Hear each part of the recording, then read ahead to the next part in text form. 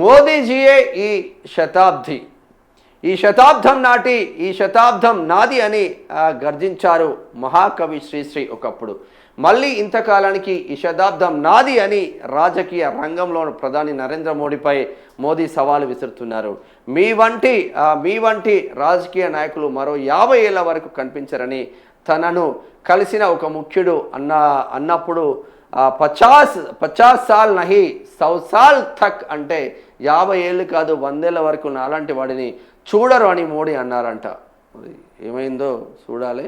మంచి నడుస్తూ ఉంది. అంటే అన్ని రాష్ట్రాలలో భారతీయ జనతా పార్టీ పైకి వస్తుంది కాబట్టి ఆటోమేటిక్గా దేశాన్ని సుదీర్ఘ కాలం పాటు పాలించిన ప్రధానిగా చరిత్రలో నిలిచిపోవాలన్నది ఆయన అభిలాష అయి ఉండవచ్చు.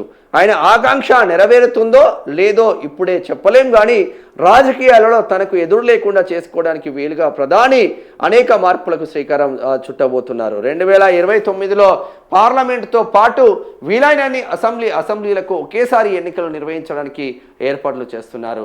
జమిలీ ఎన్నికలు జరిపితే ప్రధాన పోటీ కాంగ్రెస్ బీజేపీ మధ్య కేంద్రీకృతమయ్యే అవకాశం ఉంది. ప్రజలు గంపగుత్తగా మొగ్గు చూపితే తప్ప బీఆర్ఎస్కు ఆ పార్టీలను ఎదుర్కొనే పరిస్థితి ఉండకపోవచ్చు. జమిలీ ఎన్నికల వల్ల జాతీయ పార్టీలకు కలిగే లాభాలను గుర్తించడం వల్లనే కేసీఆర్ అండ్ కో వచ్చే ఎన్నికల్లో బీజేపీతో పొత్తుకు ప్రయత్నిస్తున్నారు. పొత్తులకు సంబంధించిన బీఆర్ఎస్ నుంచి ఎన్ని ప్రతిపాదనలు వస్తున్నప్పటికీ బీజేపీ అగ్రనాయకత్వం మాత్రం గుంభనంగా ఉంటుంది. పనిలో పనిగా వచ్చే ఎన్నికల నాటికి పార్లమెంట్ స్థానాల సంఖ్య పెంచడంతో పాటు మహిళలకు 3వ వంతు రిజర్వేషన్లు అమలు దిశగా కూడా చర్యలు తీసుకుంటున్నారు. పార్లమెంట్ స్థానాల సంఖ్యను 33% పెంచబోతున్నారు.